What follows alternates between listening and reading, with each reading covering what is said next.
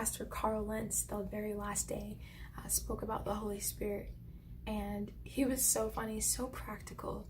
He talked a lot about how we make the Holy Spirit out to be this weird person of the Trinity, and he talked about how like we do the fake falls because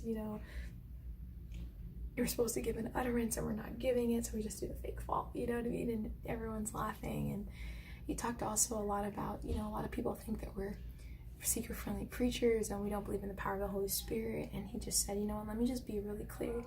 We do believe in the power of the Holy Spirit. We do believe that we can walk into hospitals and every person in pain can be healed, believing in the power that comes from the Holy Spirit. And he likened it to when you're in an airport and you have that power walkway, him and his son were walking on that thing, and his son loudly says, Dad, like, why are people not walking on this? Like, it's so much easier, it's so much faster, it's so much more efficient to be on this walkway. And his dad was like, I don't know, some people just enjoy walking, in misery or whatever. And he likened it into that's what it's like living with the Holy Spirit and not living with the Holy Spirit. We're going in the same direction. We're going to the same place. But if you do it with the Holy Spirit, there's a lot more power.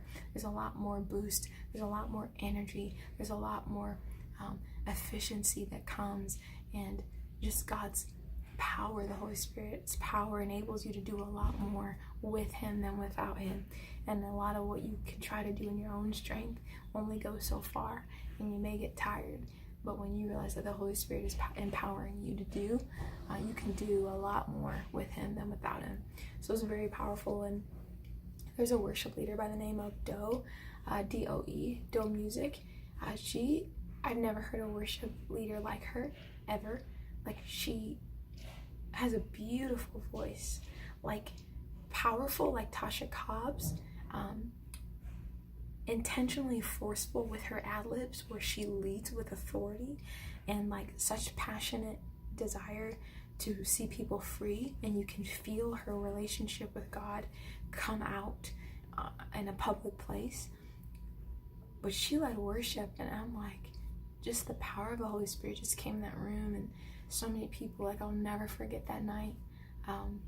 Just the worship was just so sweet, and I was so impacted. And after that, they did this a couple times, which I was really grateful for. They gave people moments to pray for one another, and so we got in a small group and all of us prayed. And when it got to me, I was the last one to pray. I just broke down crying, like, God, thank you for your presence, and thank you that we have the opportunity to love one another, and forgive us for not protecting our ear gate and our eye gate, to protect your presence that's in our life. You are a powerful God, and I was so moved in that moment, and such a desire to just love the Lord and to love his presence, and this weekend for me was just an overall, like, fun experience, but so impactful.